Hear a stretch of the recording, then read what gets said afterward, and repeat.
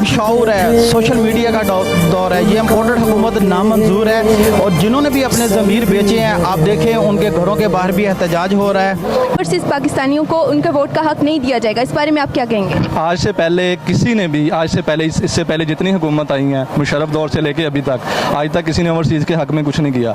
ये वाहद बंदा था जिसने हमारे ग्रीन पासपोर्ट की इज़्ज़त भी बनवाई और हमें ये हक़ दिलवाया। लेकिन अब अभी भी इन लोगों को समझ ना आए कि अगर ये हक़ वापस ले रहे हैं तो इन लोगों को समझ नहीं आती कि ये सिर्फ पैसा बनाने के लिए आए हैं। इनको ना ओवरसीज़ से कुछ लेना देना, ना पाकिस्तान के साथ मुखलिस हैं। ये सिर्फ बैरूनी ताकतों के इशारों पे नाचने वाली कौम है। ये जो फजलुर रहमान साहब हैं, ये दीन का चूरन बेच रहे हैं। ये वही हैं जो एक दूसरे को सड़कों पे घसीटना था, एक दूसरे को कुत्ते की तरह ये पढ़ते थे, आज एक दूसरे को चाट रहे हैं। ये सिर्फ एक वाहिद शख्स को निकालने के लिए, अगर वो करप्ट है तो उसकी करप्शन सामने लाए ना।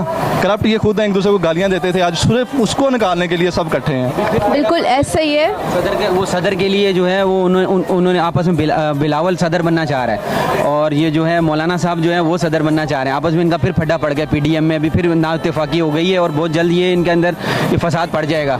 और इमरान खान इंशाल्लाह दोबारा आएगा, इंशाल्लाह अल्लाह ने चाहा तो। और हम कहते हैं कि इमरान खान दोबारा आए ताकि हमारे मुल्क की इज़्ज़त हो, और इतना सच्चा इंसान हमें नहीं मिलेगा। बिल्कुल ऐसा ही है।